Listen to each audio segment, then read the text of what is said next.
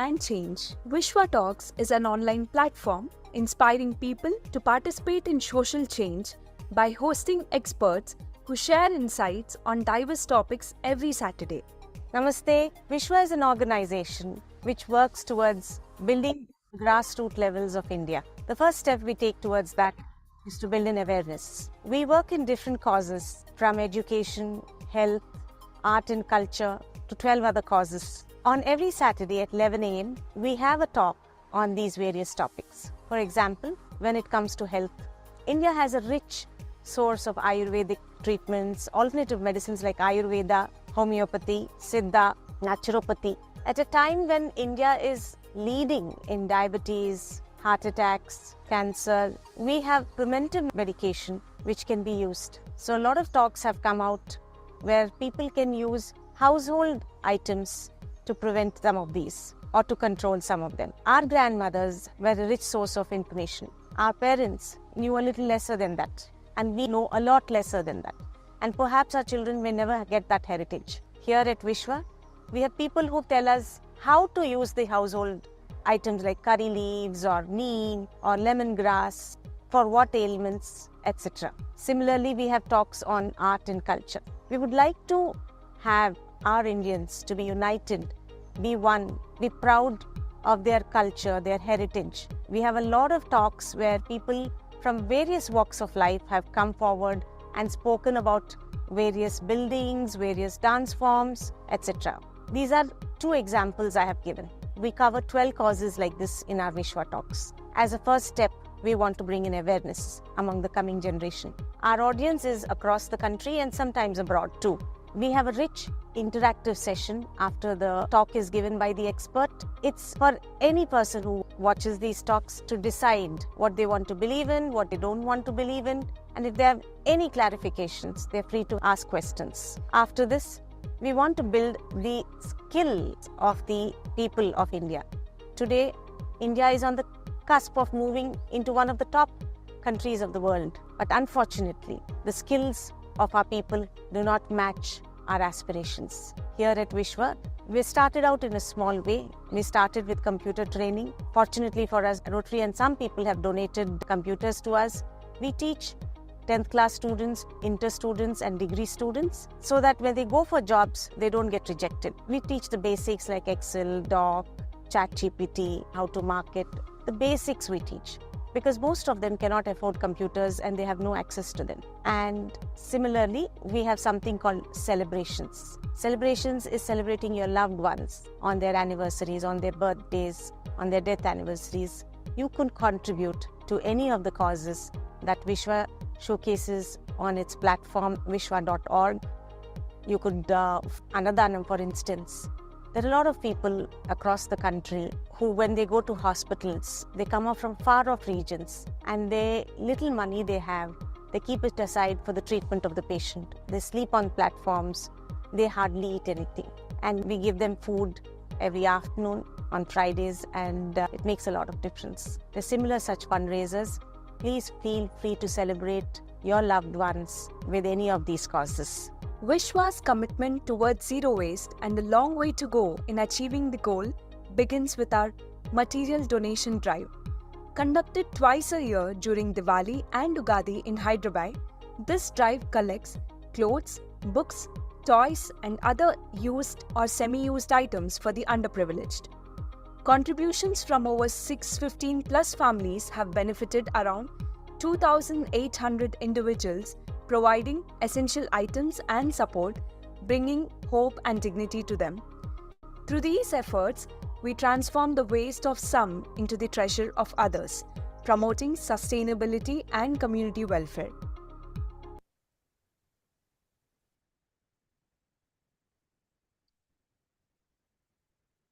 Namaskaram. A very good morning and welcome to WishwaTalks. My name is Trishant and I thank you all for attending today's event on Zoom and to those watching on YouTube Live. For those of you who have attended a WishwaTalk before, a warm welcome back. And for our new joinees, here's a little bit about us. WishwaTalks is a platform to create awareness amongst people and to protect our social heritage and to let people make their own decisions. Here we invite experts to discuss and explore diverse opinions different perspectives, various issues, problems, and their solutions on various fields, including art and culture, healthcare, environment, education, and many more. Each webinar is an interactive session with a deeper understanding of the topic at hand. If you miss any part of the session or would like to go through the previous sessions, please visit our website or WishwaTalks YouTube channel for a full library of past WishwaTalks on various interesting topics. It is my pleasure to welcome our speaker for today's WishwaTalks session, Ms. Deepika Kinhal.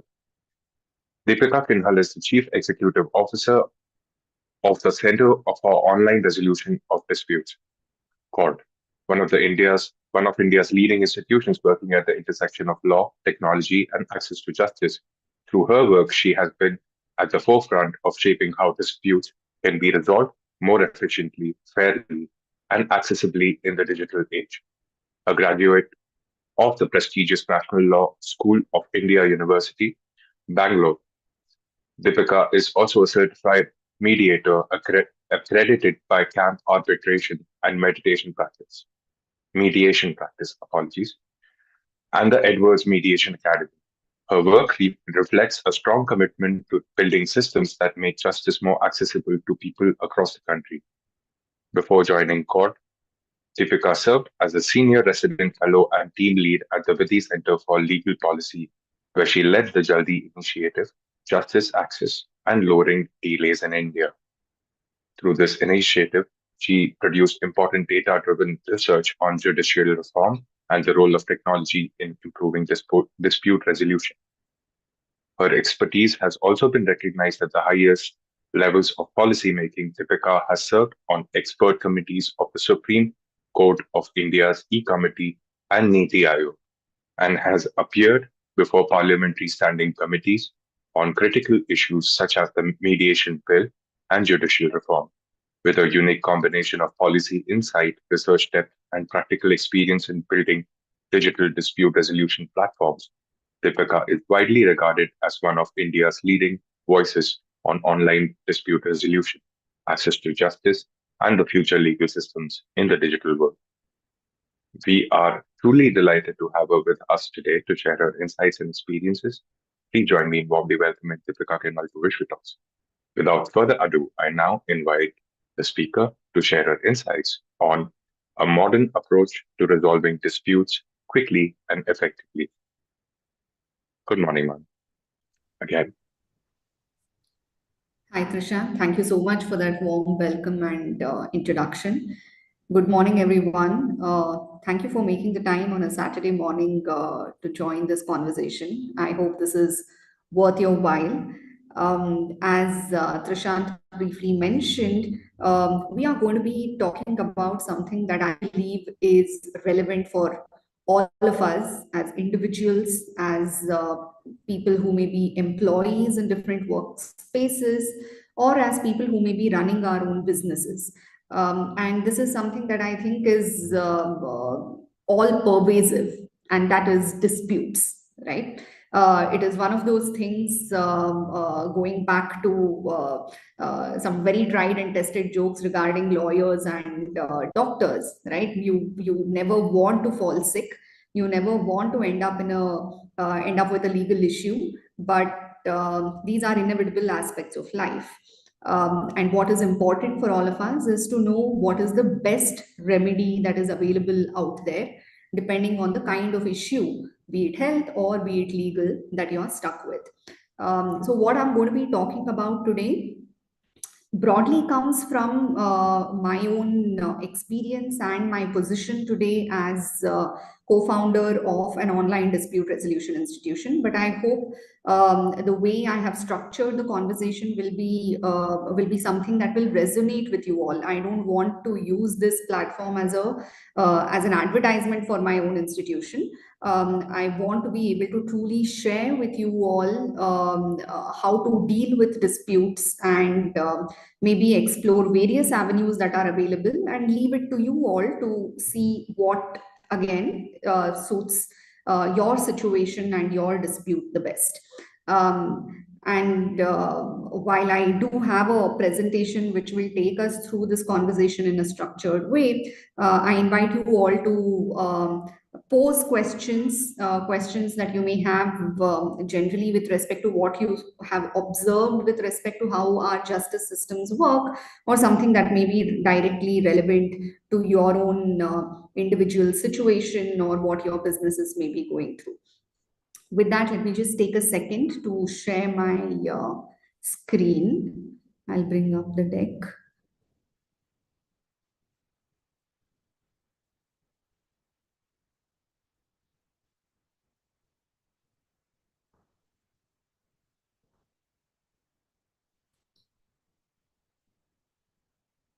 This is visible, Trishant? Okay.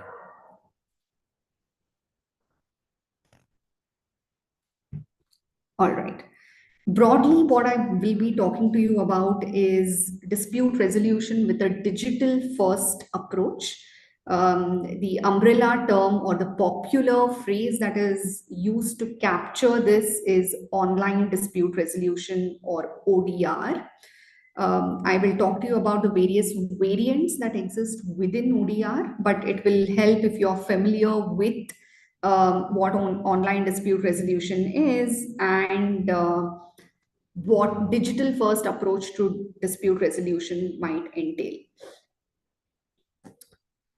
As I was mentioning, right, disputes are inevitable. And what you see on the slide are perhaps some of the very prominent disputes that we as individuals or as owners of businesses may have experienced. As individuals, we have seen property disputes, tenancy disputes. We rent a house, we maybe purchase a house, and then we inevitably have to enter into a contract. Not all of us go through each and every clause of any contract that we sign up for. That, of course, is what in most instances leads to dispute. But then it is, as I have stated here, disputes are inevitable, and disputes are also a sign of a thriving life, a thriving business, and thereby a thriving economy. It might seem that in India, we are faced with conflicts, differences, and disputes at every turn of our lives. But in fact, if you look at the rankings across the world, India is one of the less litigious countries. More advanced a country is, more litigious the society becomes. What does that mean? You are having many more interactions with people around you, many more varieties of interactions with other businesses, and that is a sign of thriving economy, right? If your business is doing well, that means you're entering into lot many more contracts on a daily basis, and it is only realistic that that at least some percentage of those contracts will result in a dispute scenario. So thinking about or reframing disputes this way should indicate to us that we should in fact be welcoming of disputes. But unfortunately, unlike what we have in advanced economies, we do not have satisfactory avenues to resolve disputes. So existence of disputes themselves is not a problem.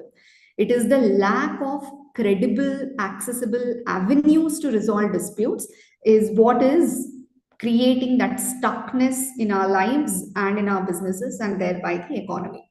But if you see everything that I've listed here, right, except for maybe marital and family matters, everything else is a sign of us living our life to the fullest. We as consumers keep buying goods, and it is only natural that some of those goods may be of lesser quality, or maybe may not meet our standards at various levels. And that is fine as long as I can immediately thereafter go and get my grievance redressed, right? So that is the reframing that I want us to think about and bring into our lives and businesses when we look at how we can tackle the disputes effectively. Now, if we have come to a consensus that yes, disputes are a part of life, and in fact, presence of disputes is a sign of a growing economy, a thriving economy, the next question is, okay, Now, what do I do about the different varieties of disputes that I come to be bogged down by? And this is where what I was talking about, right? Today, the biggest roadblock for India's growth, and this is not something that I'm talking about. Recently, you may have heard this viral clip by one of the members in the Economic Advisory Council to the Prime Minister's office, Mr. Sanyal, making this statement that one of the biggest roadblocks today to India's thriving economy is the state of its judiciary. Right? Judiciary is one of the three pillars of our democracy. The other two are executive and the legislature. Judiciary is expected to, at a very high level, keep a check on the government, keep a check on the parliament to ensure that the laws that the parliament is framing is as per the constitutional framework, so on and so forth.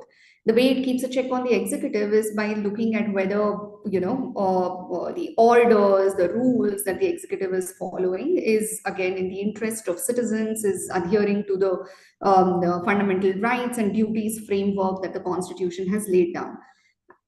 At a more relatable level, judiciary's role is to help us resolve our everyday conflicts. Only the Supreme Court and the High Court are tasked with these slightly higher order things, like ensuring that the legislature and executive are following the constitutional framework. But if you look at district judiciary, that is the first entry level access to courts, your local city civil court, or maybe your family court, the consumer courts. This tier of judiciary, we can, for ease of reference, call them the district judiciary layer, is what you will access as an ordinary citizen or as a business person. It is very rare that you will go to the High Court and Supreme Court level. And this tier, the district judiciary level, is what is tasked with dealing with our day-to-day contractual problems. So if you're a tenant and your landlord has not returned the deposit at the time of your vacating the premises, you go to your local court to seek justice. You file a police complaint, and then maybe you file a civil suit in your local court. How long does something like that today take? Right? If any of you have had the misfortune of going through that process, you will have experienced what is normally spoken about when it comes to our judiciary today, that the process itself becomes a punishment. So irrespective of whether you are a complaint initiator, which is a claimant, or you're at the other end of the stick as a respondent, or when it comes to criminal justice system, if you have filed a criminal complaint and you are pursuing a case, the process itself today is so burdensome and filled with convoluted, complicated steps that the end goal that you're pursuing, that of justice, it not only remains elusive, but it also brings in a sense of disillusionment, right? You, at the midway through, I'm sure any of you who have experienced the justice system have some very hard-hitting questions like, is this even worth my time? Should I be devoting these many days, months, and years of my life towards pursuing this case? So that is the kind of feeling of helplessness that today our justice system leaves us with. In a tenancy dispute that I was talking about, typically it takes 3 to 4 years just to get the first instance order, right? From your district court, any order may be in your favor or against you, it takes around 3 to 4 years. And then inevitably, especially if the other side has deeper pockets, it has the willingness and ability to pay, that is, the cases, the order is appealed against, and you have to go to the appellate court. And in all today, even the simplest of cases take anywhere between 6 to 10 years to get resolved and see some level of finality. The question that all of us as ordinary citizens are faced with is this even worth my time? And most often the answer is no. So we do not pursue a lot of disputes that otherwise would have been in our favor, where we see that we have been wronged. We know that if there was a credible avenue for me to get redressal, then I would be entitled for some sort of compensation. I would be entitled to some sort of form of reversal of the situation. Right? But oftentimes, as businesses, as individuals, we analyze the costs and risks involved, and what do we choose to do? We write it off, right? We write off the payments that are due to us. We swallow the bitter pill and move on with our lives, because that seems like an easier choice today. That is the unfortunate reality that continues to plague us, and the numbers tell us that story very, very vividly. India's rank today, as you can see in on the slide, is 163rd when it comes to enforcement of contracts. Now, at an individual level, of course, we are suffering. But if you just extrapolate this situation at the societal level, what we are truly getting affected by is the lack of rules-based order in society. What does that mean? If you and I enter into a contract, I agree to do something, in return agree to undertake some responsibility, and if either one of us breach that contract, we should have some effective remedy that we can avail.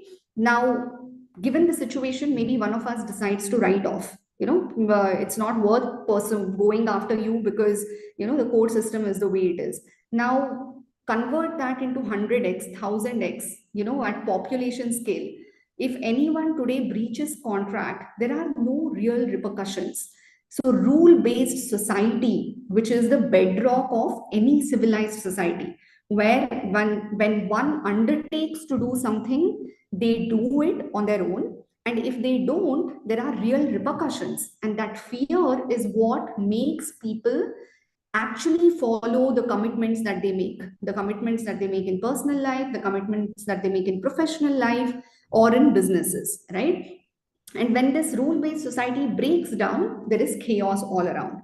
Nobody is answerable to anybody or any institution. And we see that slowly happening in our society over the last few decades, right? When the courts have come to be overburdened, more than 5 crore disputes pending. And today, if somebody breaches and says, and the other side says, I'll take you to court, what do you say? Okay, I'll see you in court. No big deal, because it is going to take a few years and a few lakhs rupees in any case. So no, I'm not really concerned, or I'm not really afraid of the repercussions. So that is the situation. That is the reality today. And in terms of economy, MSMEs, these are the hardest hit, micro, small and medium scale enterprises. These are small businesses, day-to-day living, right? Only if the payments hit their bank can they survive for the next month. Nearly 7.34 lakh crore of payments are pending. They are locked.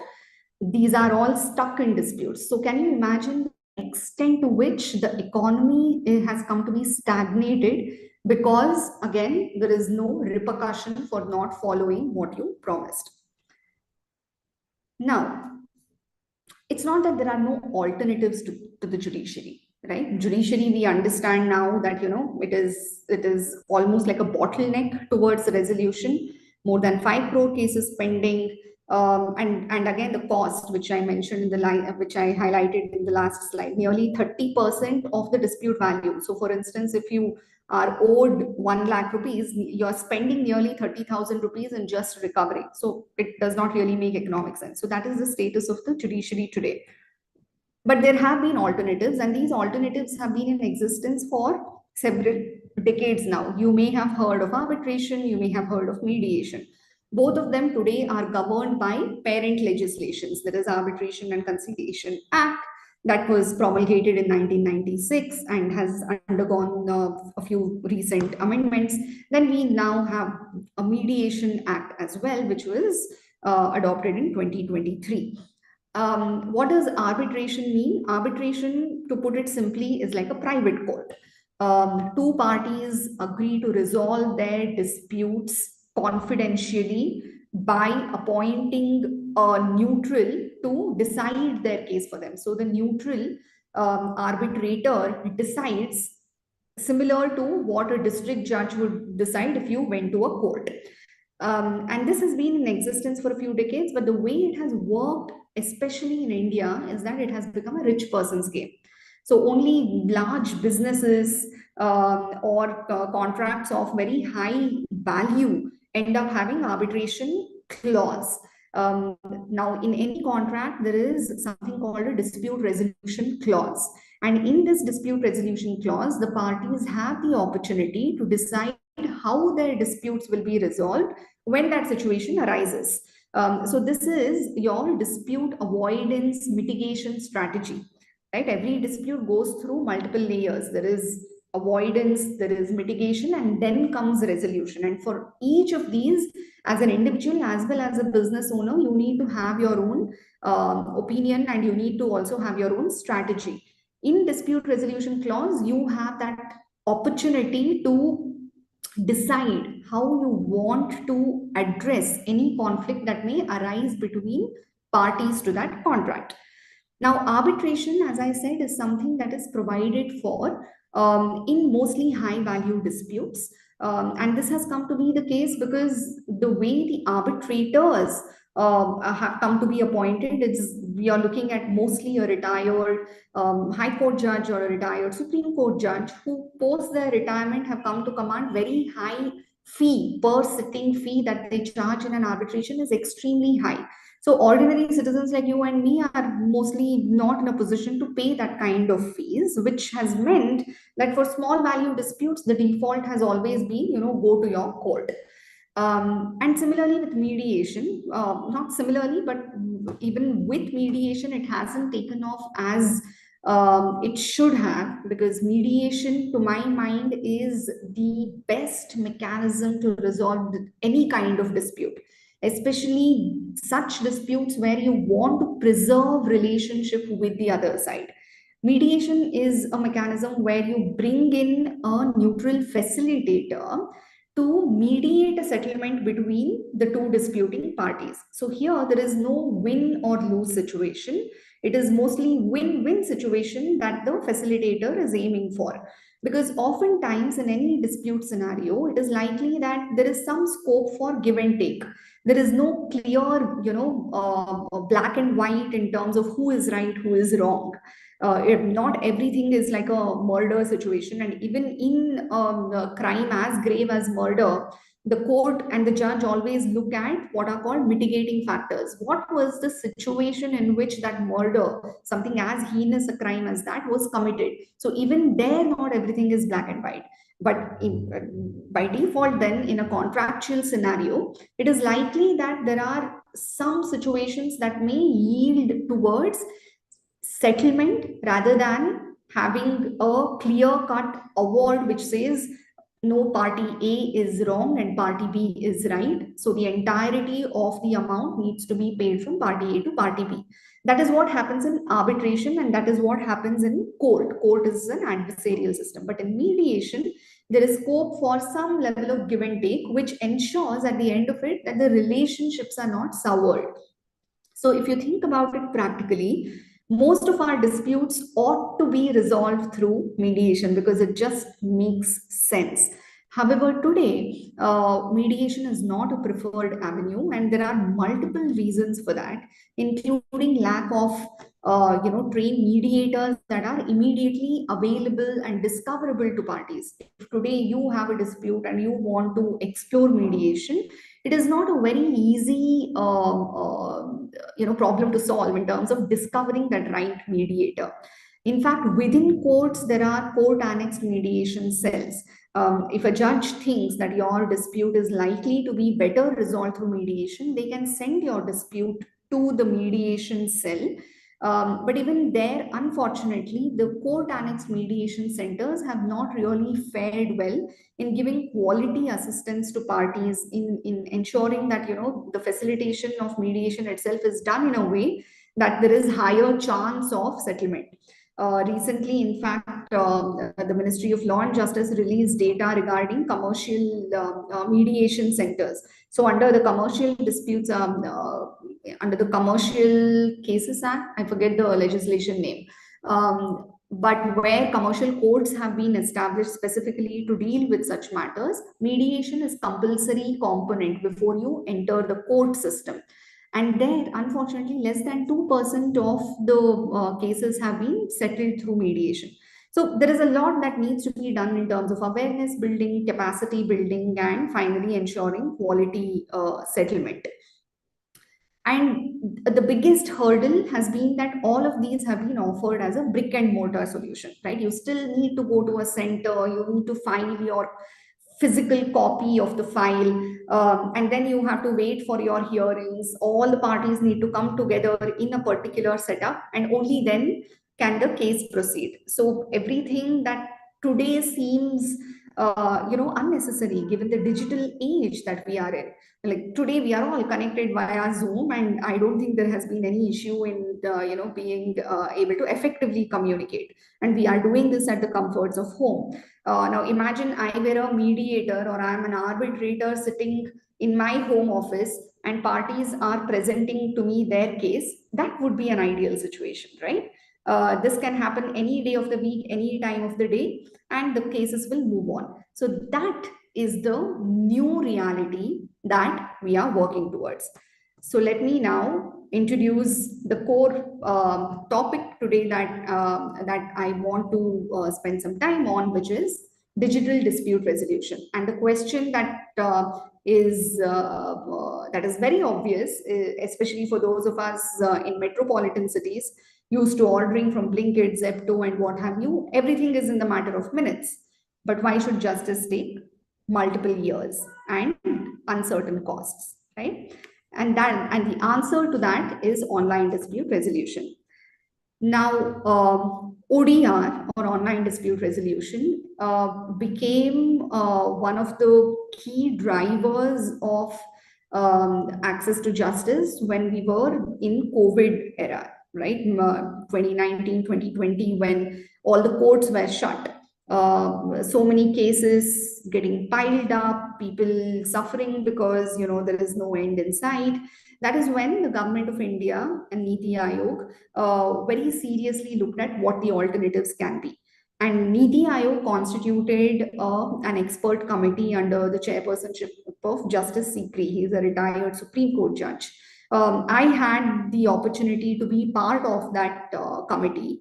And together we were able to draft one of the most comprehensive reports on online dispute resolution anywhere in the world. We sought inputs from experts across the world. We conducted multiple consultations with ministries, departments across the country, with private institutions here in India, legal experts of all kinds. And all those inputs have been consolidated to formulate the Niti Aayog report, and it's called Mainstreaming Online Dispute Resolution. So far, both arbitration and mediation were considered to be alternatives, but now the idea is those alternatives should become the mainstream, and they should become mainstream by the aid and integration of technology very, very deeply. We are in the era of AI, so nothing which is in the form of a service can remain untouched by technology. So how do we mainstream alternative avenues of dispute resolution and ensure that court becomes the last avenue for resolution of any kind of dispute? Because that is in fact what those courts were set up for. The courts, the way they were established originally, were never meant to handle the kind of day-to-day disputes that today are entering the system in thousands and lakhs.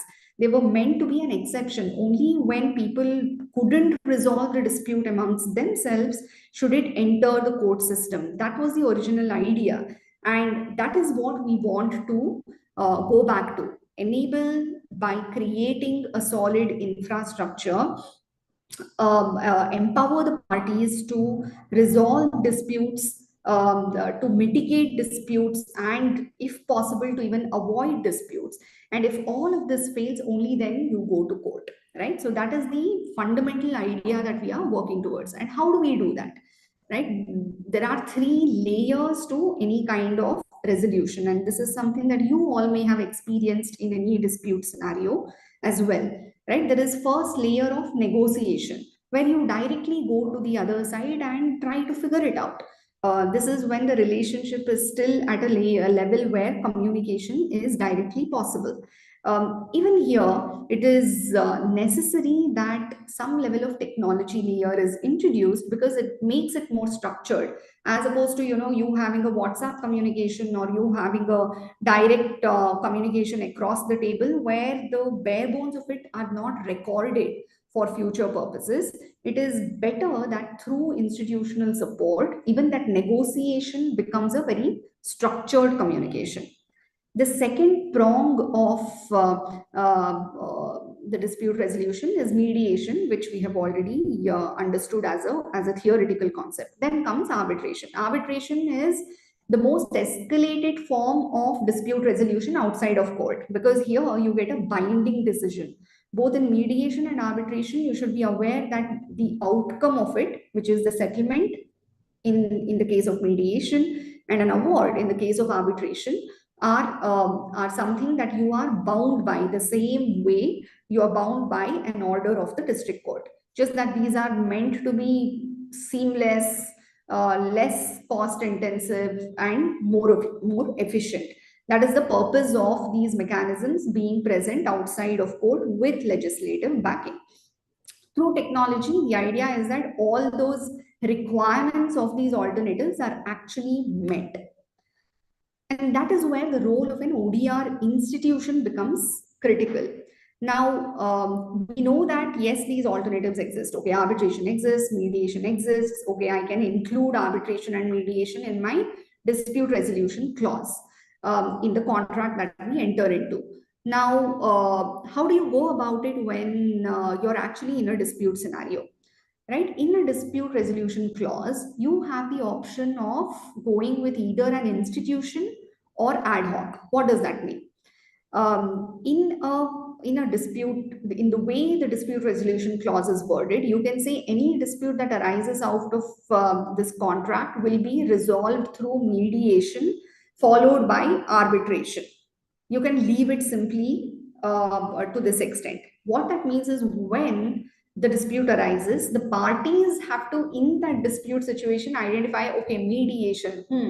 Who can I appoint as a mediator? Who can I appoint as an arbitrator? What will be the process that will be followed? What is the timeline that will be followed? What are the costs that I will incur as a party? So all those questions will be left open-ended if your dispute resolution clause is bare bones, where you just identify the mechanism and leave it at that. On the other hand, if in your dispute resolution clause, you state that if any dispute arises under this contract, the parties will attempt to resolve through negotiation, followed by mediation, which will be a time-bound exercise of 30 days, followed by arbitration if mediation is not successful. And both mediation and arbitration will be administered by an ODR institution like court. I'm from court, so obviously I will talk about court, right? By Center for Online Resolution of Disputes. What this means is that when a dispute arises, you will be bound by court's rules of mediation and arbitration. Now, these institutional rules define frameworks in terms of who will be appointed as your dispute resolution professional. What is the timeline that will be followed? And you will be supported by case managerial assistance. The way it works at court is every case gets a case manager who will coordinate between you and the neutral. That may be a mediator or an arbitrator. So it is a lot more of a service that we provide to the parties than what you may have experienced in courts, where you are mostly left to fend for yourself, or you're heavily dependent on the lawyer to give you all the information. Because rules itself you don't, laws itself you don't really understand, and you don't really understand what is happening in court. But with an ODR institution like CORD, there is complete transparency. You can log on to the platform that CORD has. You can track when the case has been filed, how many days left for the next stage, what is the profile of the arbitrator appointed for your case, how can you connect with the case managers if you have any doubt. So every step of the way, it becomes a seamless process, all meant, or at least everything has been designed to ensure that your dispute resolution experience is something that is far more seamless, that does not become burdensome, that does not become like a fear mongering exercise for you. So that is the approach that at least CORD takes as an institution, and any institution for that matter will give you some level of comfort in these aspects, that there will be rules, that there will be vetted panel of neutrals, which means you are not in a dispute situation wondering who should be the arbitrator or mediator. The institution itself will have a vetted panel of neutrals. For instance, we train our arbitrators and mediators. We identify who is the right fit for the kind of dispute that comes to us. If it is a tenancy dispute, if it is, for instance, an RWA dispute, we regularly deal with neighborhood disputes. And these are small value disputes that for which you don't really want to go to a court, right? For instance, somebody has not paid their maintenance dues to the RWA, or there is some neighborhood conflict that needs to get resolved. We come in and appoint a mediator there. So these day-to-day issues that keep nagging your mind, those are also the right cases for ODR. And we curate our panel of neutrals to be very, very broad. We also have extremely complicated cases. A shareholders agreement dispute today that is running on our platform is worth 10 crores. So we have a partner from a very reputed law firm appointed as an arbitrator there. On the other hand, we also have cases, as I said, neighborhood conflicts, tenancy disputes, for which we have someone who is less experienced but has expertise in that particular area. So with an institution, you also get to have a judge, a neutral, who is more suited for your case, unlike maybe what happens in court, right? Broadly, the judges are trained in judicial academy, all of that is there, they come with their reputation, training, all of that, but you don't really know if they are the right judge for your case. Do they really understand the complexity or the various angles involved with your case? And you don't really have a choice, you can't keep changing judges, right? While our rules also provide you with the ability to challenge the appointment. You can ask for replacement if the neutral is conflicted or for whatever reason is not identified as suitable by the parties. Then the most important component of an ODR institution is the technology platform itself. Through the technology platform, you're able to exchange documents securely, confidentially. Confidentiality is key principle of both mediation and arbitration.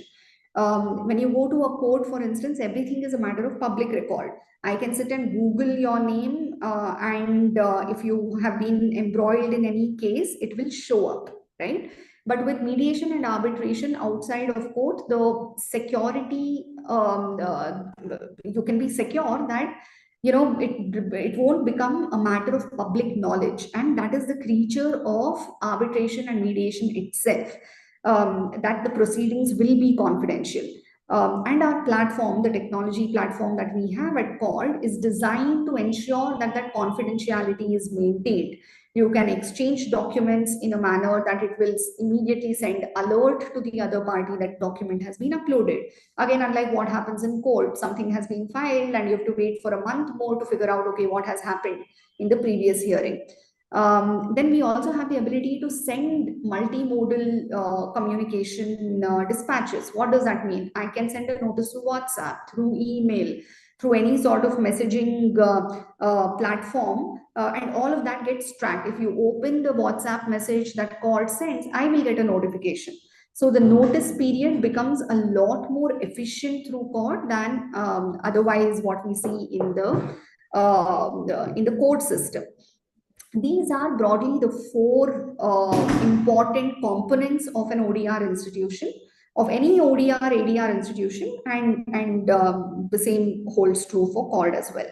And with CORD, as the last line indicates, our average dispute resolution time for the last 2 years has been 82 days. In 82 days, we have gone from initiating the dispute until final resolution. And unlike what we saw with courts, where it takes 31% of the dispute value, I told you out of 1 lakh, nearly 30,000 you're maybe spending in legal fees and in other kinds of costs. But with us, it is mostly 2% of the claim value that you end up spending on our platform. The next big question obviously will be whether ODR is legally binding. Let me take 2 quick case laws. One case law is something that CORD itself has in its favor. CORD as an institution facilitated at, arbitration in a tenancy dispute. The other side went and appealed against, challenged the award given by CORD arbitrator here in Bangalore Commercial Court. And the Commercial Court went through the process that CORD adopted in appointing the arbitrator, the process followed for the entire dispute resolution life cycle, and upheld CORD arbitration award. So today, if you have a CORD facilitated arbitration or mediation, it is as good as you having a district court judgment that you can go and immediately execute. Similarly, in like late last year, December 2025, Bombay High Court very categorically stated that, I think this description is slightly misleading, but in Amit Chaurasia case, the Bombay High Court upheld again an ODR institution's validity, the platform rules, and also the process of resolving dispute through an online institution, end-to-end online institution. The Bombay High Court has upheld it.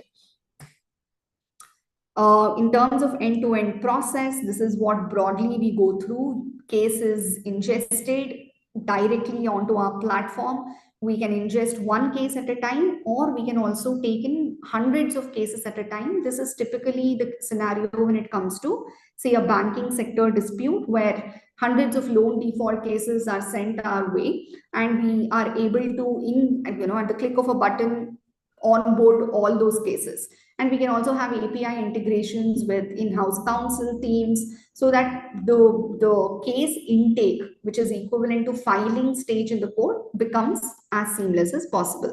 Then, as I said, we have multi-channel outreach mechanism, that is the notifications that are sent. Then arbitrator and mediator is appointed based on the category of dispute and strictly in adherence to the processes that have been identified under the Arbitration Act and the Mediation Act. Then we have, in terms of the values that we unlock, timely communication, case management, transparency, comprehensive support, right? All these are what determine how your experience is. Some of them are tangibles, right? Whether you're getting the data on time, whether the neutral is taking you through the process in a proper manner. But the other is you being aware of what is happening, you being aware of what the next step is, you having that ability to reach out to someone when you're in doubt. All of that is the institutional support that you are guaranteed when you go through an ODR institution like CORD. And at the end of it, we also assist the parties with enforcement pack. So in case the award states that you're entitled to so and so amount, what are the next steps, right? How do you actually get that amount in your bank? That is the closure that we all want, right? So the enforcement pack, including Section 63 certification, is something that we give to the parties at the end of the entire dispute life cycle. This is a quick plugin. We are, as I said, in any contract, you have to add a dispute resolution clause. That is the only way in which CORD will get the authority to administer your disputes when you're stuck in a dispute scenario. It is very difficult for the parties to agree to anything when there is already conflict between them, right? Which is the reason why you have that opportunity at the time of drafting of contract to identify what institution you want in the dispute stage, and what are the various components of it. Do you want only arbitration? Do you want negotiation, mediation, arbitration, or only mediation and arbitration? So you can do a combination of all three and accordingly draft. And you have to draft it very carefully to ensure that when there is conflict, you're not stuck. Just a quick overview to who the founding team is. You are speaking to me, of course. Then I have Vikas, Vinay, and Badri, who are my co-founders. Vikas is a leading arbitration practitioner. He is the Joint Secretary of Arbitration Bar of India. Vinay has designed compliance systems for major financial institutions, the Hong Kong Stock Exchange to Deutsche Bank in the US. Badri has been part of Bosch for multiple years, and he has startup incubation experience. And all four of us, which is essentially a combination of lawyers and technologists, we have come together to form Center for Online Resolution of Disputes. With that, I think I'm on time. We have 10 minutes to take questions.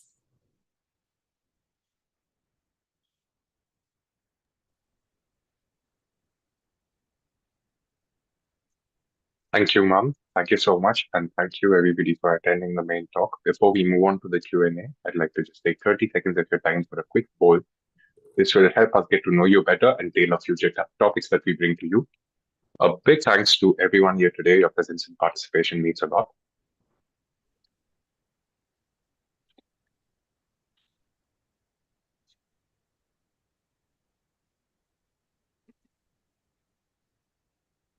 While you fill out the poll, I'd like to extend my heartfelt thanks to our esteemed speaker, Deepika Kinhal, for sharing their valuable time and insights with us. Before we move on to the Q&A, I'd like to give a brief to everybody who joined us during the session and probably joined in late.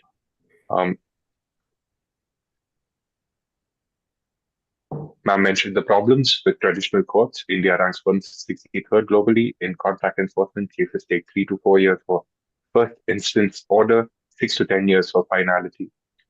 Costs average 30% of dispute value. Over 5 crore cases pending in courts. The process itself becomes a punishment for both parties.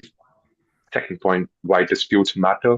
Disputes are inevitable signs of a thriving economy. India is actually less litigious than advanced economies.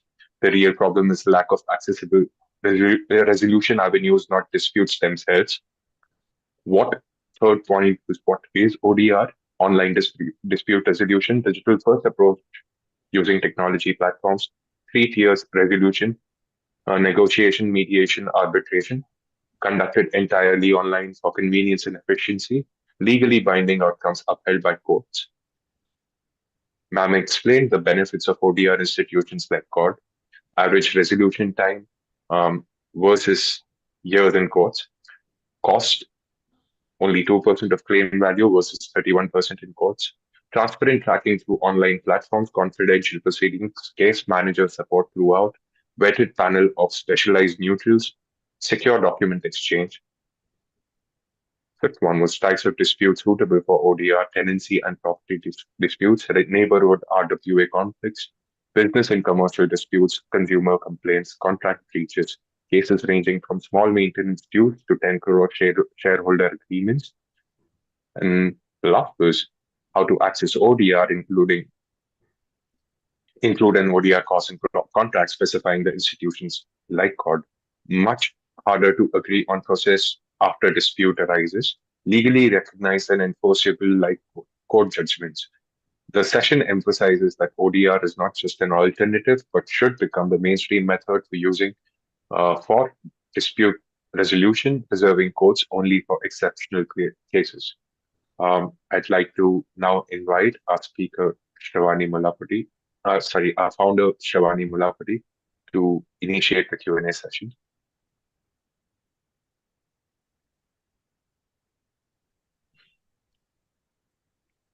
Namaste.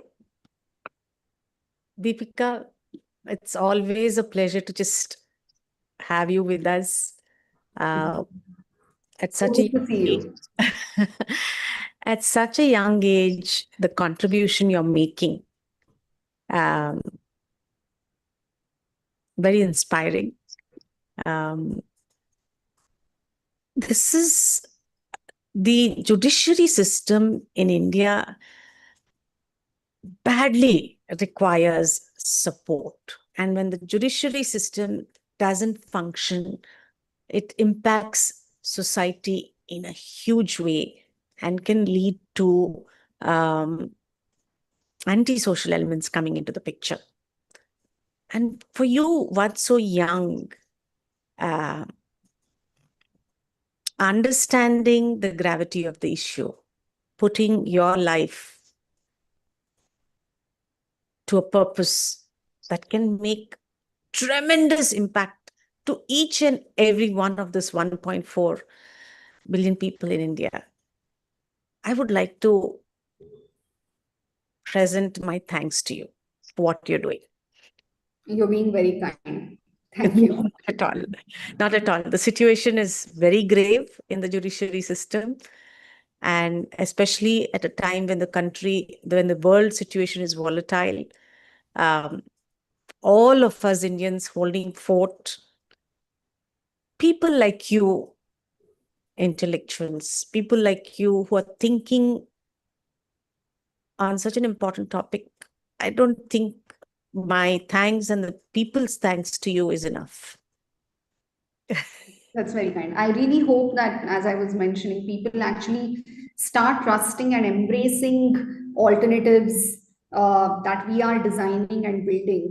And actually, this significantly improves their own lives. And I hope they take to it. And this platform is important because one of the biggest hurdles we face is generating awareness. Absolutely. In fact, generally we get at least 100 people, and we really tried. And the thing is, the people who need to know this, that get awareness of this topic, are people who have conflicts. Exactly. Yeah. At a time, when the social media is not cooperative, they block you in every place. They block you on YouTube, on Instagram, they block you on WhatsApp. It's very difficult to get awareness on such a very important topic. But for you to make that step, to bring in that awareness, I really want to thank you. I have so many questions, but first I'll quickly close the talk with the upcoming talks, and then we'll continue with our question and answer session. The upcoming talks are, the title is Time to Listen to the Soil, the Silent Emergency Beneath Our Feet. The amount of microplastics in our soil, be it in a town, city, or a village, is heartbreaking. The emergency which nobody is recognizing, the awareness that we need to create on this topic. WishwaTalks has done probably at least 20 talks on sustainability, environment, zero waste, but that's not enough. The speed at which we need to take action to reverse the damage the human beings have done is huge.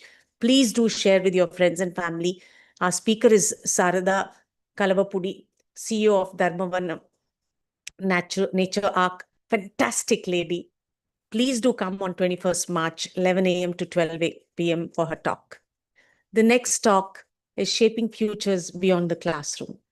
How extracurricular activities build confidence, creativity, and leadership.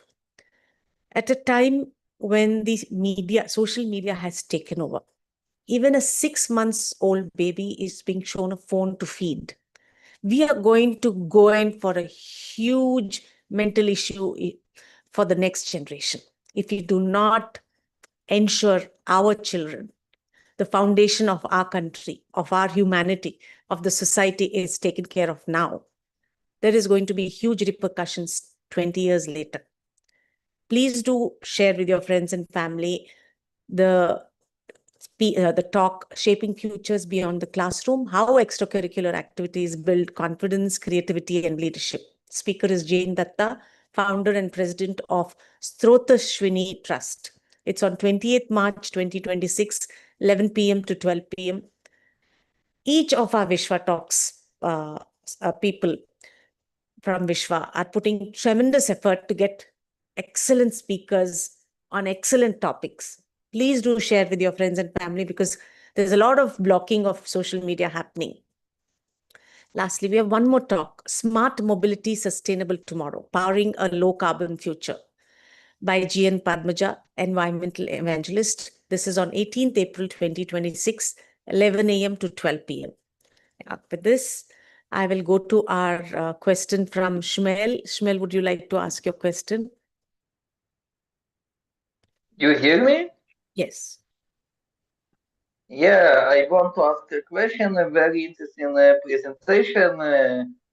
I too very interested in the topic of resolution conflicts, and I want to ask you a question: how online resolution conflicts can support improvement social and mental well-being?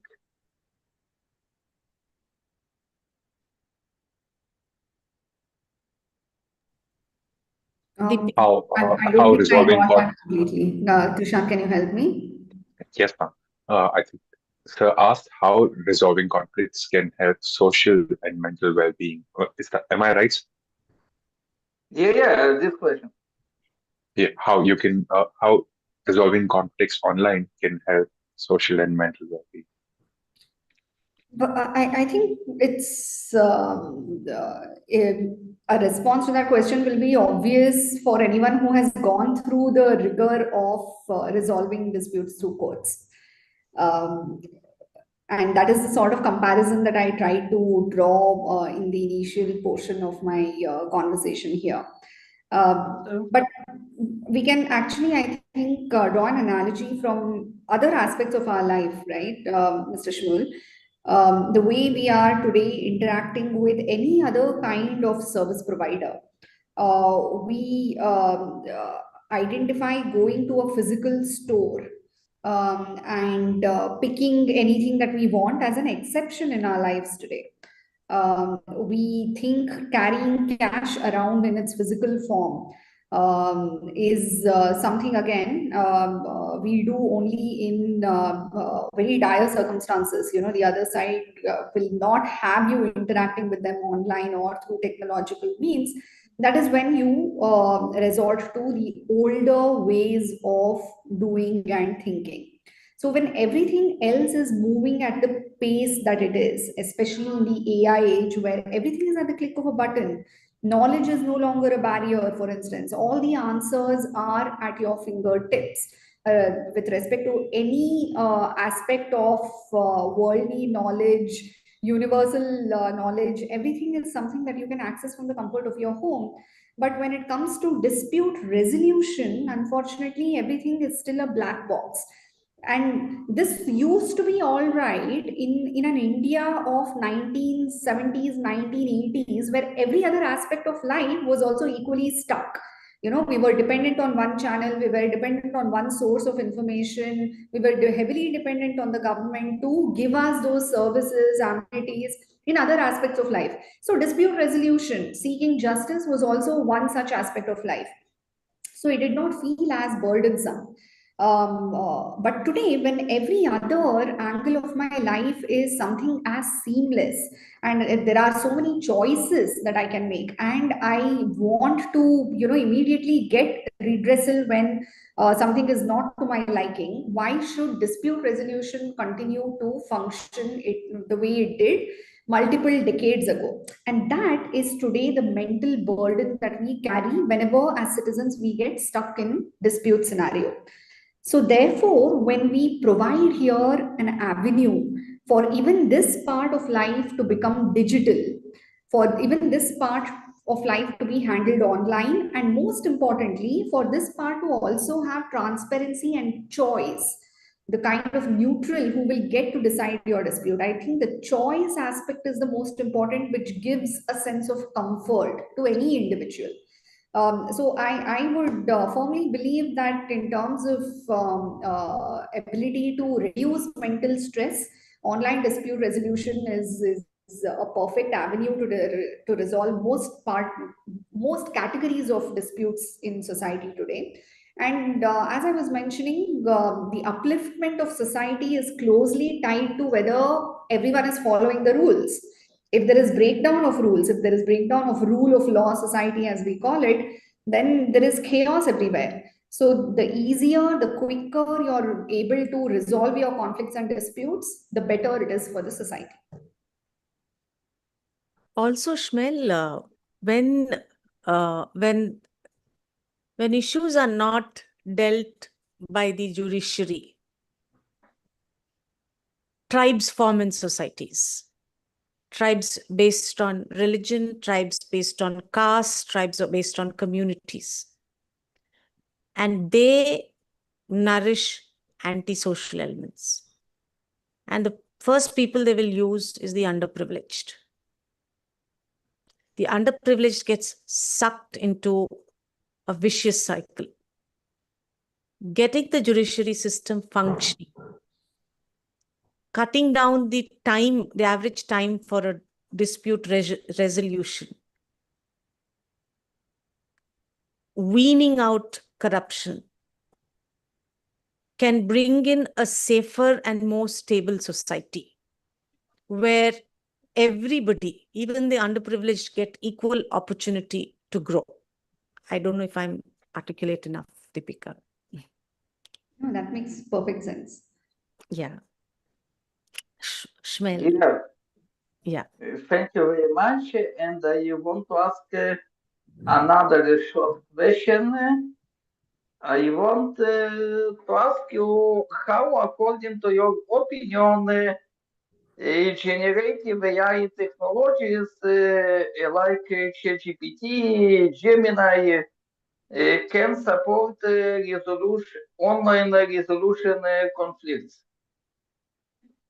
Absolutely. The way we are developing called, today we have an end-to-end platform, which, as I mentioned, helps you with ingestion of documents, the scheduling, all of that. The multiple aspects of dispute resolution life cycle is seamlessly handled on one platform. And at every layer now, we are integrating AI. What does that mean? As a user, as someone who comes to us with a complaint, you can, instead of maybe asking a case manager what the next date is or what should you be doing at this stage of dispute, you enter it as a question in the chatbot that we provide to you.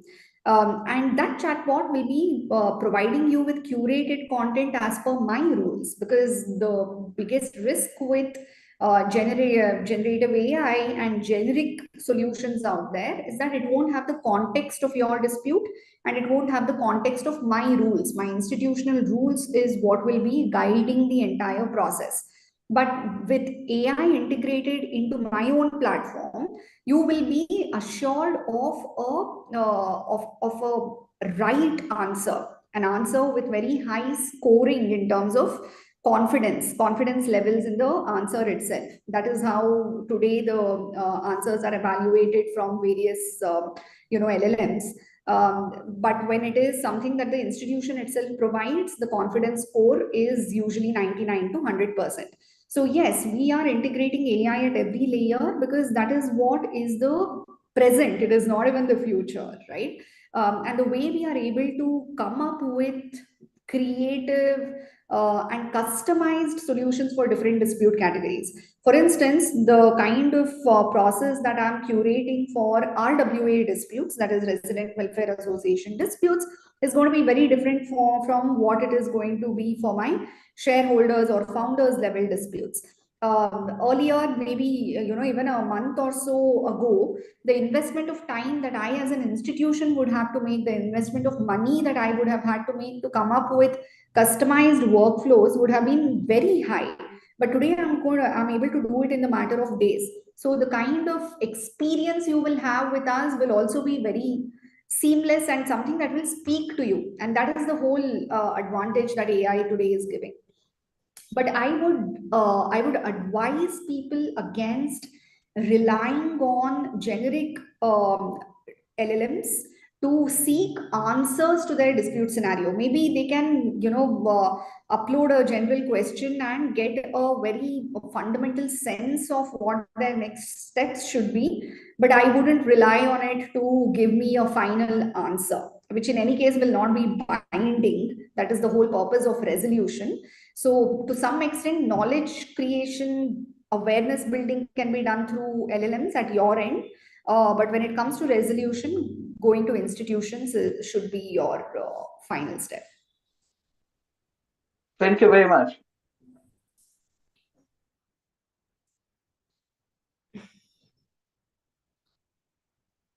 You had said that there are different types of disputes: property, tenancy, workplace employment, marital family matters, consumer grievances, schools and colleges, contractual disputes. So you've listed that out. Have you a list which says, in the current state in India, what is the percentage of these disputes? When it comes to what we see entering the judiciary, ironically, tenancy disputes form a huge chunk. Is there any statistics exactly of what percentage is what? What are the number of cases? I myself do not have those numbers at the tip of my fingers, but there are now very credible sources like the National Judicial Data Grid that you can go to, where the data from each and every court is aggregated and presented across different dispute categories. So you can go through that to figure out what is taking up a huge percentage of, when we say 5 crore cases pending, what is that comprised of and at what level. So district judiciary, as I said, has the maximum number of cases. And even within that, we see tenancy disputes being one of the major clogger. On the criminal side of things, even though we say, again, crores of disputes pending, there it is Section 138 cases that take up a lot of time. So what becomes evident here is most of these disputes are of the nature that can be resolved outside of courts, but are clogging up the court system, which means that the judiciary does not have the bandwidth to deal with slightly more complex cases, which is what its main role ought to be. Excellent. As you said, that to remove clogging of the judicial system, we in India need alternative solutions. What is happening in Delhi to resolve this? Specifically in Delhi? Because the central government is there, the legal ministry is there. Yeah, that's a very good question, Shivani, because when we talk about trust building in the alternatives, right? I think anyone who follows what the highest levels within the government are speaking and doing, and highest levels even within the judiciary are speaking and doing, is to push cases towards these alternatives. Even the CJs of India, all the CJs over the last decade and a bit at least, in almost every other speech of theirs, they highlight the need for parties to embrace arbitration, embrace mediation. Those are the headlines of today. Because the institution understands that they are overburdened, unfortunately, by those disputes that should ideally belong to private institutions, or in private contexts, parties are able to resolve them directly. So when it comes to the government as well, thankfully, there is unified support that, especially through legislations like the Arbitration and Conciliation Act and the Mediation Act, which came out in 2023, there is unanimous support for parties to embrace mediation, embrace arbitration.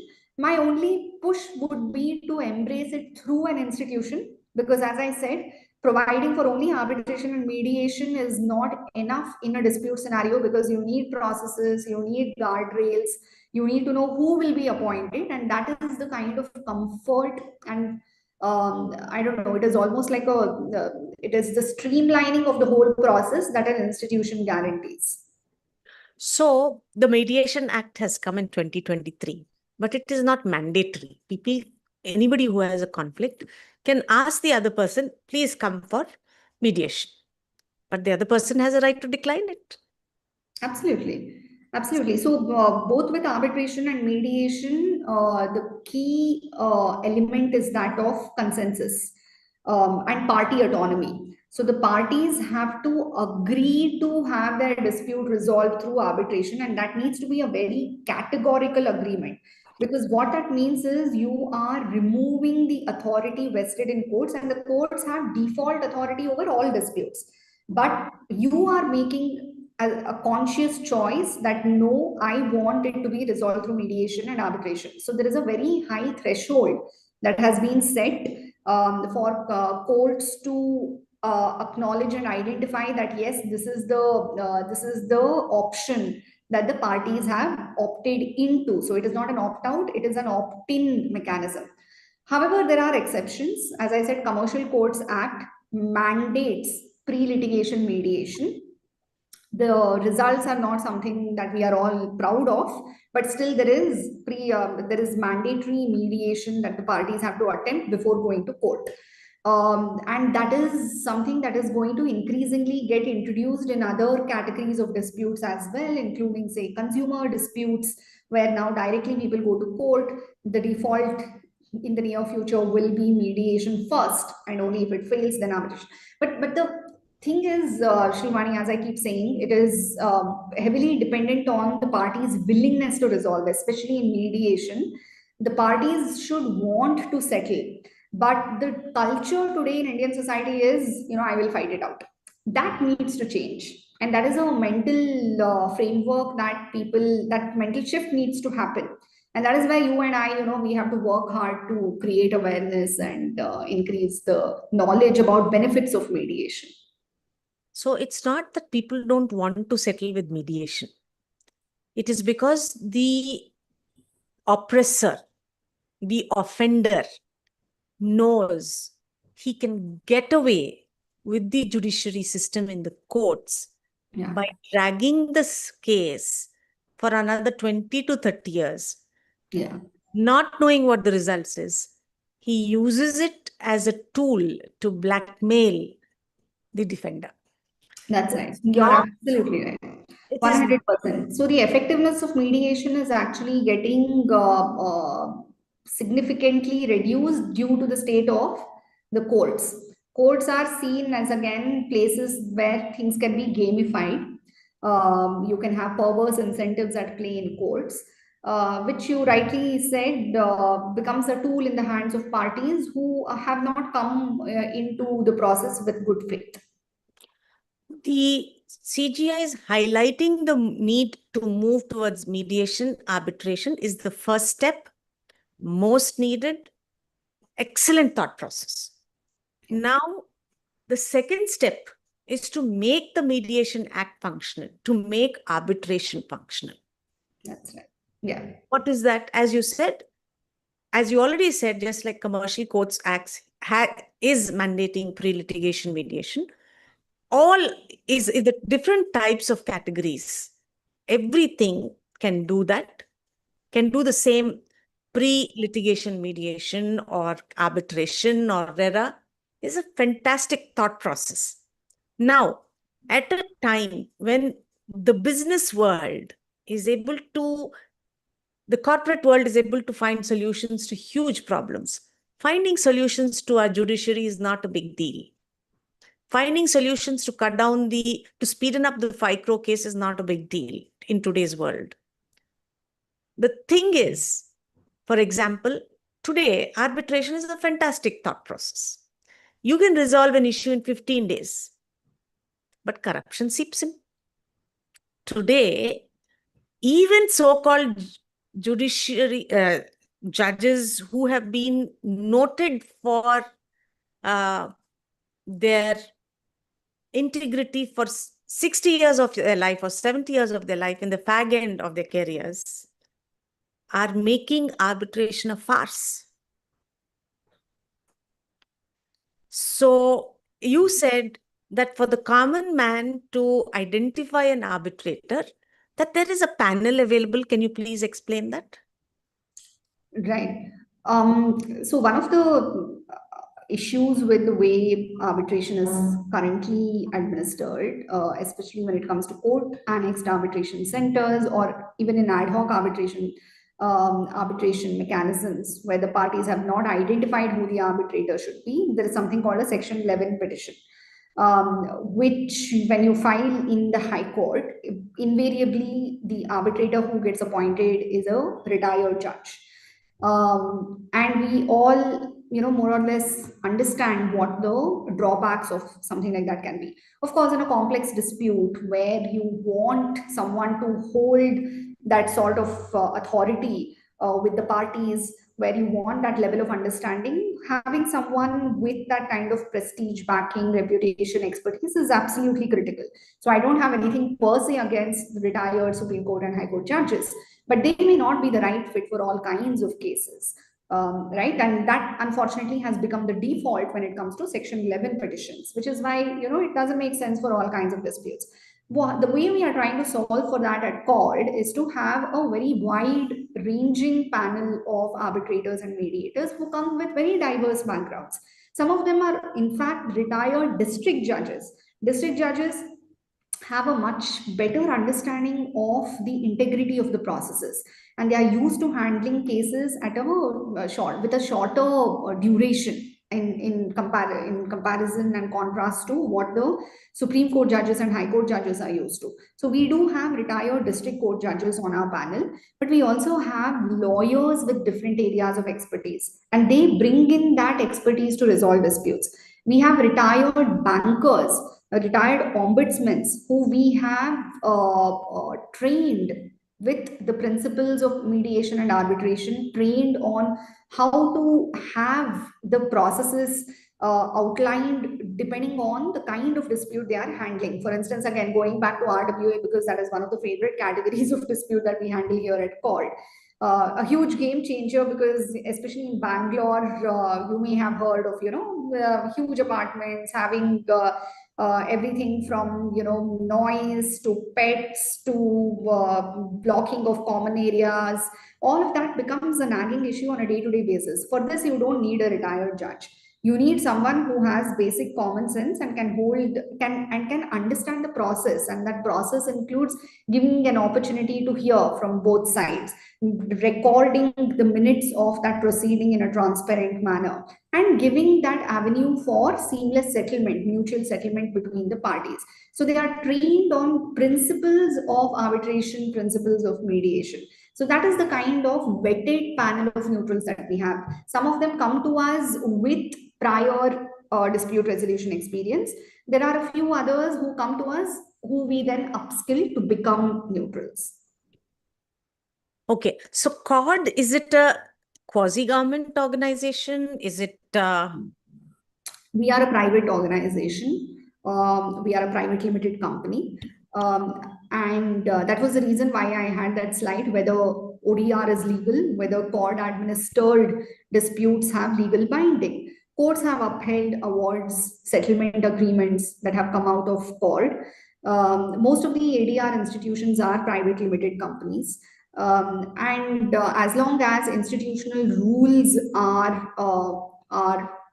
in adherence to the Arbitration Act, Mediation Act, and any other laws that are applicable in this ecosystem, our institution can take on cases. It is as good as, I don't know, you may have heard of SIAC, Singapore International Arbitration Center, or MCIA, Mumbai Center for International Arbitration, DIAC.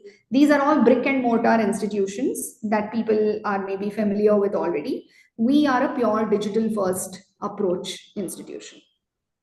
How old is this organization? We are 6 years old. And so you said they're different. Now, the second question is, one is the RWA which you're dealing with. There is also the family disputes, whether it is between husband and wife, whether it is about women issues, whether it is about property issues. Are there anything like CORD which specialize in these? I think most of the institutions today, Shrivani, are generic institutions. Of course, we have come to have specialization very organically in certain categories of disputes. but we are, through our rules, in a position to handle any civil dispute that is arbitrable or mediable as per the statutes. We can take those up. There are, to my mind, at least no dedicated ODR institutions to deal with just these categories. Are there people in India who are doing research for policy changes on these issues to ameliorate the burden that the common man faces in any of these types of cases? There are quite a few think tanks that are focused on access to justice. They work on the policy side of things. They work directly with the judiciary and other government departments that are relevant. Then there are others who work directly with people who are in need of assistance, right? People who, as lawyers or as paralegals, work with parties who need assistance in filing a case in court, so on and so forth. So there are a wide variety of institutions, Shrivani. In terms of policy itself, the place I worked at previously, Vithi Center for Legal Policy, is one of the leading think tanks that champions the cause of improving laws, improving processes, in ensuring that the last mile, which is access to justice, is actually delivered to the citizens. And that was my area of work for nearly 7-8 years. Yeah. Now, the second question I have is on arbitration. When arbitrators turn corrupt and the big builders have the money to handle it, whereas the small tenant holders or the building holders, they don't have the wherewithal to read the contracts they have signed. They don't have the money to fight such big builders. Since you come from the RWA issues, what is the solution for these small owners? That is a slightly complicated issue, Shrivani. There is no straight answer for corruption angle in the society, right? With our rules, at least, what we enable and empower the parties to do is challenge the arbitrator appointment at any stage of arbitration, which is also the reason why I keep stressing that you want to have an institutional arbitration as opposed to ad hoc. When it is ad hoc and you bring in a retired judge, it becomes that much more difficult to question whatever it is that they may be doing. It may be simple things like not sticking to timelines, which also is a big thing if you ask me, but to something which gives a sense of corruption being involved. But if you have an institution, we are in a position to pull the judges up, and we give you an avenue to challenge the appointment, and we can help with replacement of the arbitrator at any stage. Wow. So that is one of the ready remedies that will be available with parties, but they can do this at the stage of contract signing. Post that, it becomes difficult, which is why even if they don't read anything beyond the bare minimum commercials, all the other clauses are something that they don't want to pay attention to. At least pay attention to dispute resolution clause and push for including ODR, especially for small time home buyers. They cannot keep going to court all the time, right? Have online dispute resolution as one of the options available. Ensure that there is an institution that is identified. All of this is a way for you to mitigate the hurdles, the burden that you will face when in a dispute scenario. And COD has a panel of arbitrators. That's right. And this is available. COD is available only in Delhi or across the country? So as an institution itself, we can take disputes from across the world. We also handle cross-border disputes. We are registered here in Bangalore, but given the nature of our offering, which is online, we can handle disputes across the country. Okay. Now, arbitrations, the rule is that it should be completed within a year. Why do they go on for 10 years? It's the same as what you see in courts, and it is a creature of who the arbitrator is, what are the guardrails. Again, I think for most of your questions, the answer will be institutional arbitration. Ad hoc, which is where, you just appoint an arbitrator and leave them to run the show. And they do that typically in, very old arbitrators with their personal secretary who is trying to coordinate between the parties. That takes its own sweet time and it mirrors what happens in court. But with an institutional arbitration, it becomes very professionally run. I'm in fact currently dealing with a case where the parties are asking for adjournment after adjournment. In fact, the arbitrator is pushing for adherence to original timelines, but the parties are seeking adjournments. Both So now sides. as an institution, I'm stepping in because I have the power to do that under my rules. I'm stepping in and saying if within these timelines, the next milestone is not achieved, which is submission of documents, then there will be additional costs imposed. So there needs to be a very solid stick. You have to have a carrot and stick policy, and our rules provide for sufficient leeway for us to step in as an institution when parties or the arbitrator are not sticking to the process outlined. So what is the rule which says that it should be only for 1 hour? 1 year. 1 year. Then what happens? So if within a year the finality is not achieved, even the arbitration legislation provides that the parties can extend it in concurrence with the arbitrator. So they keep extending unless one of them goes and challenges any inefficiency in court. The role that an institution again plays is to really check if it is suitable in that particular case for as much extensions of time. Sometimes there may be a very legitimate reason why extension of time may be necessary. Maybe some documents are stuck in some other courts, or there is some genuine difficulty in adhering to the processes. There will be some dependency somewhere. And in that situation, we cannot be cutthroat in the way that, if it goes beyond 1 year, then the process gets stalled there. And that is not the approach we take either. The ultimate end goal we are all pursuing is resolution, but resolution that gives satisfaction to all the parties involved. Nobody should feel that they have been robbed of an opportunity to present their case. So that is extremely important. So that is what happens when there is breach of timelines. You really have to take it case by case. So 1 year goes away, 6 months goes away, then you go to court. Court takes 5 years. And then they say you have to go back to arbitration again because the contract has arbitration.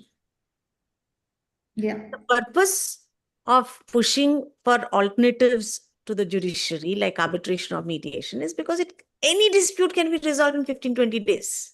Absolutely. And that, Shrivani, is the creature of pendency in courts, right? When there are 5 crore cases pending, your case is one of the many, and you have to join the queue.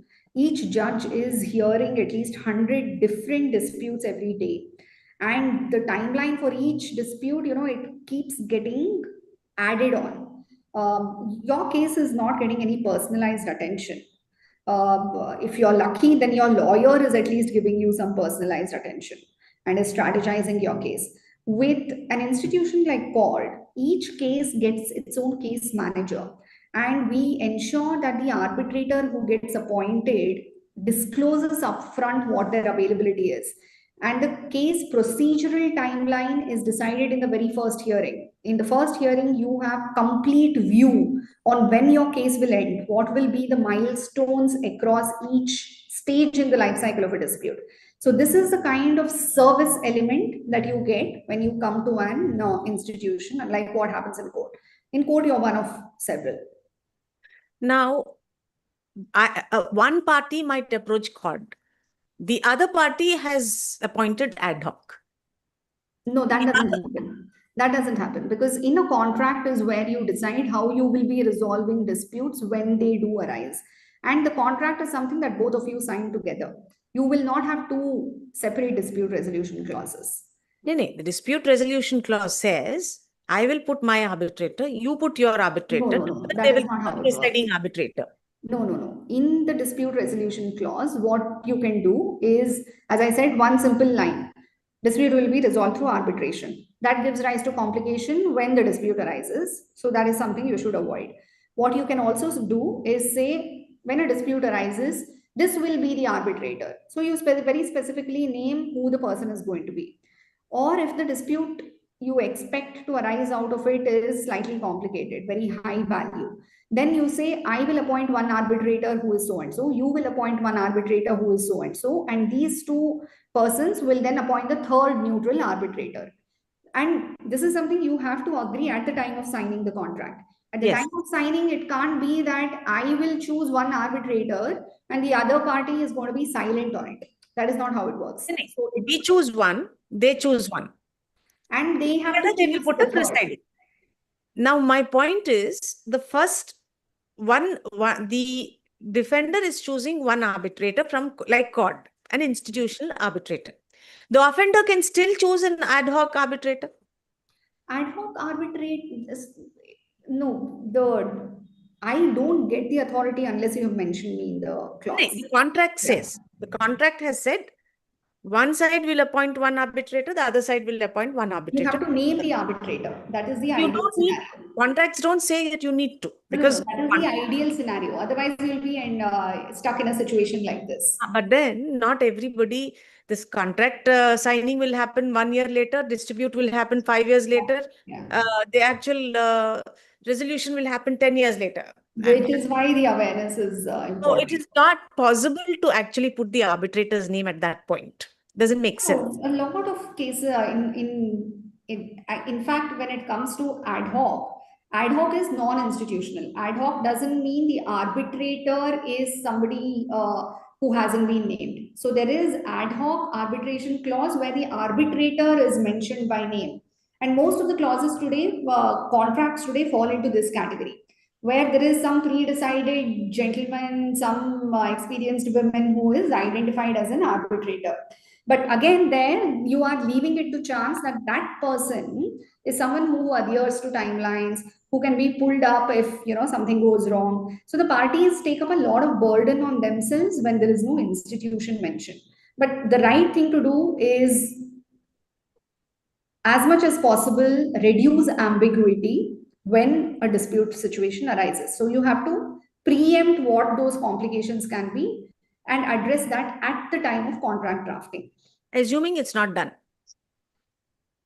Then you are unfortunately stuck in a situation where you have to go to court to get your arbitrator appointed under Section 11.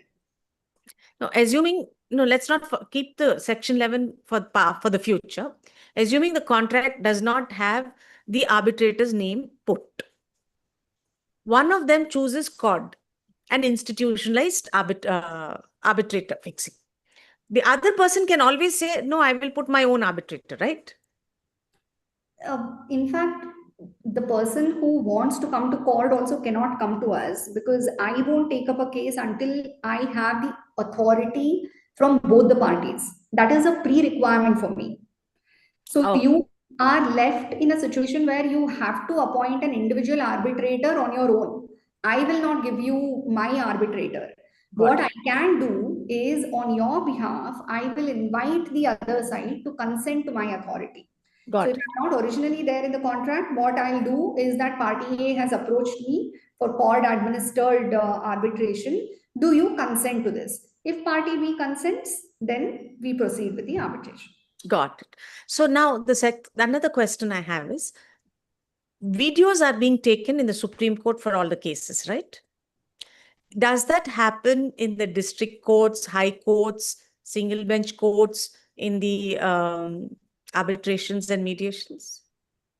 Arbitrations and mediations, no, unless confidentiality is guaranteed, because that is one of the main requirements, right? That is also where our platform becomes important. Videos are stored in a secure, confidential manner. In district courts, live streaming and video recording hasn't become the norm yet. But in Supreme Court and in a few high courts, live streaming and recording is permitted and is regularly put to use. That is possible there because they are courts of record, right? Everything ought to be in public domain, but not in arbitration and mediation. Shrivani, I'm so sorry, but I have to really wrap this up because I have another call and a meeting waiting for me. We'll close. I think we're almost done. What is the last question? About the family courts, are there anything like COD which actually keeps privacy and close settlement issues quickly? So with the family courts, there are court annexed mediation centers attached to every family court. That is one ready avenue that is available. But where the parties want, they can come to private institutions like ours. Again, there they will have to agree to this. Both the parties have to agree to come to court, and once they do, we appoint mediator from our panel. All right, done. Thank you so much. It Thank was you, a very enlightening talk on a very important topic. India is one of the most beautiful country today, you know, with UPI. We've gone way ahead of the world. I wish that people like you and COD would really bring a revolution in the judiciary system. Thank you so much. Thank you, Srivani. Thanks, everyone. Thank you Have a to good all weekend. participants. Thank you, Deepika.